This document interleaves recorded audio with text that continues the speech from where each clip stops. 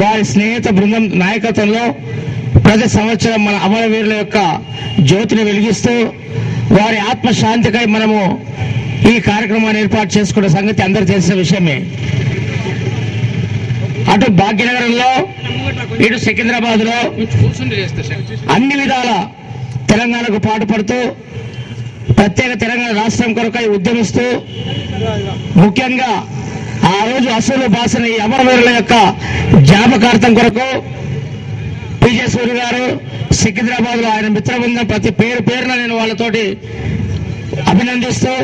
ఈ రోజు మనం ఇక్కడ గుమికూడడం మీకు అందరికి తెలిసిన విషయమే. ఇందులో ఈ రోజు ముఖ్యంగా పూజ్యుల పెద్దలు మాజీ శాసనసభ్యులు శ్రీ నాయన నరసింహారెడ్డి గారు, డాక్టర్ శ్రీధర్ రెడ్డి గారు,